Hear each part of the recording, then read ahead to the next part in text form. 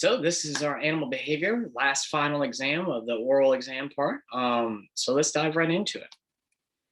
So the first subject covered in the rubric was invasive species. I put this up there. It's I'm from here, and the native species or new native species are invasive species.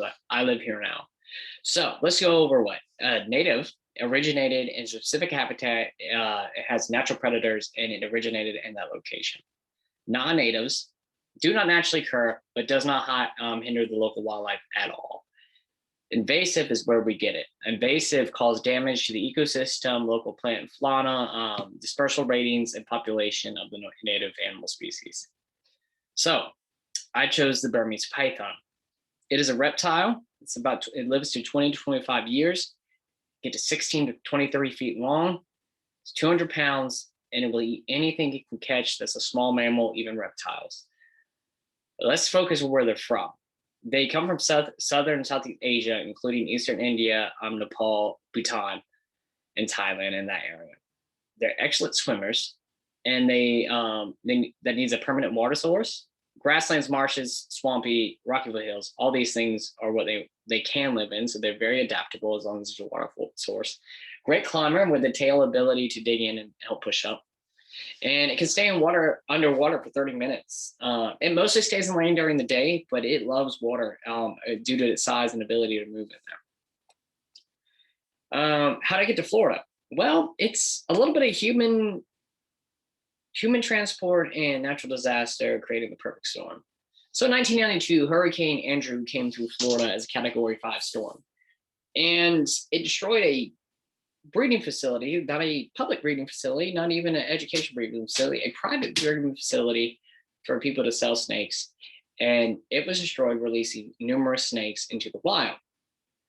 The Burmese python was the one that was able to adjust the best and adapt and then breed. A little fact, Florida just now got to the phase where it's put laws on what snakes you can have.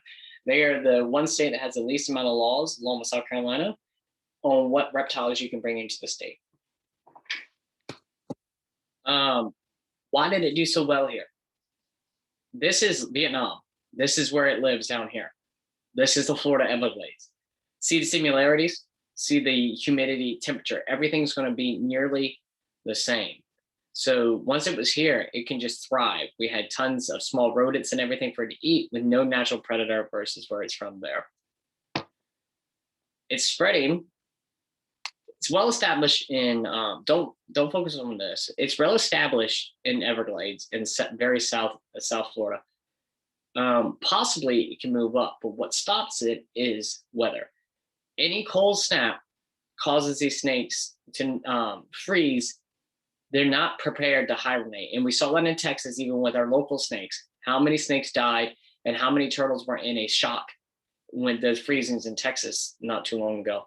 This would eliminate all the Burmese python. They're just not made for it. There is some cold snaps in the countries they're from, but that species, that population, they have adapted to kind of go into torpor for a little bit, but they still can't handle extremely cold climates for a long time.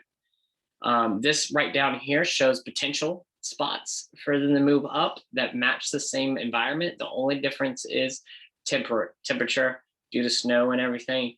They wouldn't make it, and that's why they're secluded to the Everglades. There have been sightings up Florida and through South Carolina, but those are pets that were released and obviously could not breed, and so that's what happened. So in 2012, they did a study, and it found out in the Everglades alone, raccoons, possums dropped 99%, and rabbits and foxes just disappeared. The number one food source for American alligators and everything, from many of the predators there, from alligators to snakes, all of them gone. All are gone. With 100,000 now in the Everglades, they wiped them out. There's no natural predator. The only real threat to the snake is the American alligator. However, I took this because I showed this picture to show the snake has no problem after a certain length killing the American alligator. Whether they eat it is a different story. If the American alligator tries to kill the snake, and so the way the alligator eats, and if you notice, their top jaw doesn't move, the bottom jaw moves. And they do not chew.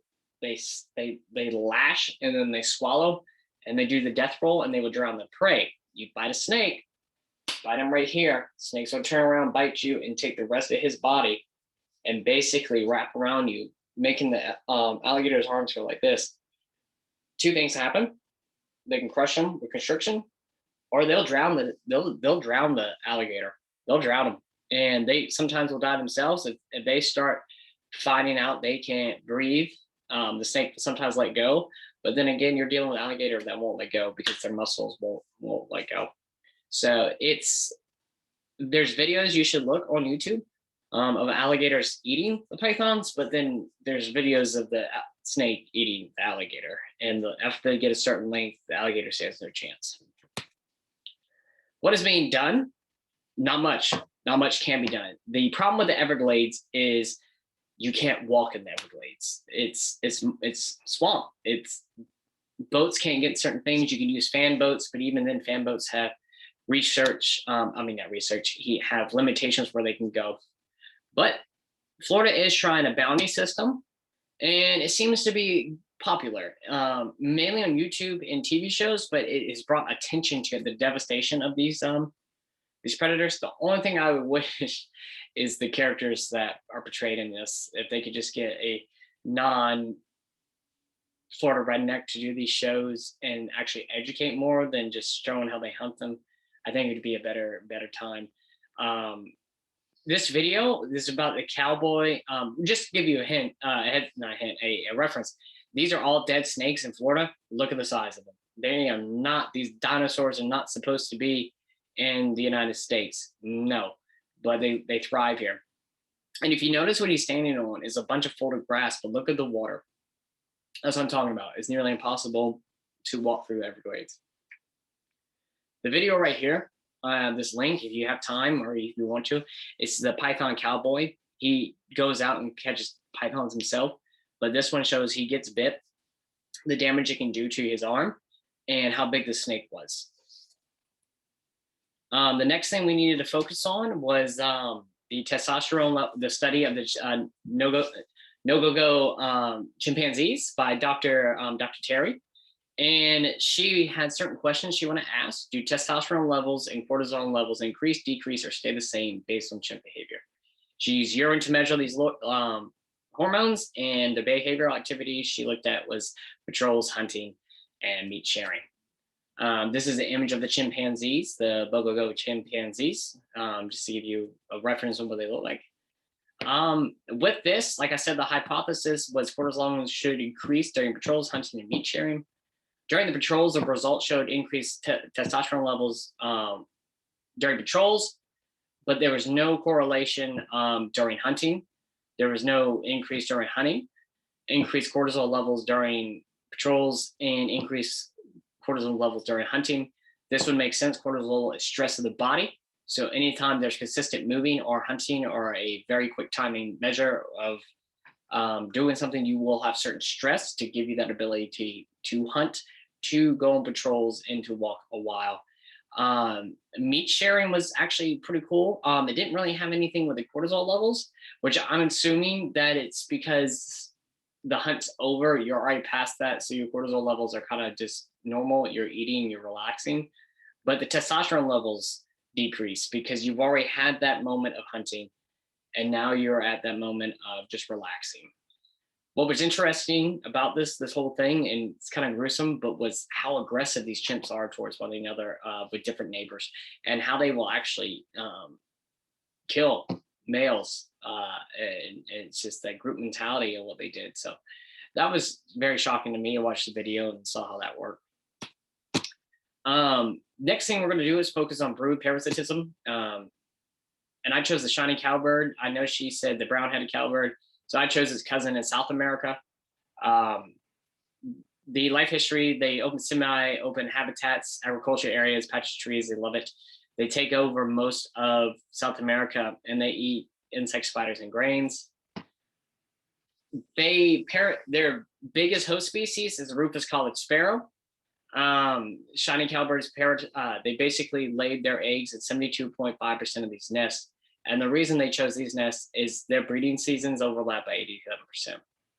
Cowbirds will actually remove an egg. The shiny cowbird will move the egg from the sparrow, put their own egg there. And this is where the timing is perfect. The cowbirds are 10 to 11 days before they hatch. The sparrow is 12, 13. So the cowbirds tend to always hatch first, demanding the most resources, getting the most resources before the incubation with the other birds. And the female sparrow will spend most of the time feeding the cowbirds at the cost of the sparrow hatchlings. To the right, this picture is showing you just the size, like how the size difference between cowbirds and this little sparrow. This is a sparrow. Cowbirds are about the size of a robin. It just shows you the difference. And this mom will spend a lot of time trying to feed this bird.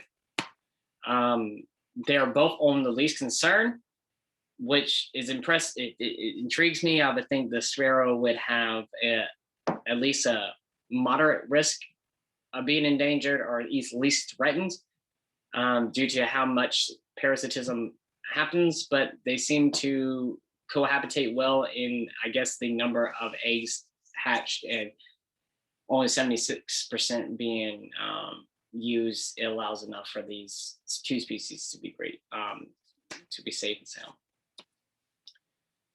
That is a female cowbird. I just want to show that. It shows the difference between the shiny cowbird male and the female. Next thing we're going to do is talk about temperature dependent sex determining. So TDSD. I chose a paper that focused on crocodilians, and the abstract of this paper was the new temperature determines sex of the hatchling. Cool temps are 30 degrees Celsius and below are female. Warm temps 34 degrees Celsius and above are male. The paper examined the sex determination ratio and survivorship of crocodilian populations, and the abstract showed there was 10 to 1 ratio, 10 females for 1 male. The method, they collected data from numerous sources that studied nesting sites of these crocodiles for years. They used a density dependent age structure model and a sex ratio survival of the females. What they noticed is between a female's lifetime, they laid about 600 to 800 eggs per lifetime. And it was about a 10 to 1 ratio, 10 male, 1 female when they were hatched. The question was why? Why would these females choose these climates? Because they are purposely choosing these climates to lay their eggs in. And it was determined that these eggs it was more important to have more females than males, because the high mortality rates of the eggs, you would need more females in case you lost some. So they were able to breed. This actually, choosing this climate, stabilized the population numbers. And it shocked me because I assumed that they didn't really have the ability to choose climate. They just kind of chose a spot, but no, they chose climate, and they were pretty stable as of when the study was done. But this was in 1993. And it was accessed today, but it was still a unique study, and it really dived into it. And I recommend reading it, of all the stuff they did and all the models they used, but how females could choose where to go. The last thing was the switching of parental rules. Most males do not have anything to do with the young. They are there to reproduce. They got it done. I'm going to go to the next female. But the bat-eared fox is completely different. It is, let's focus on the habitat and range and explain why.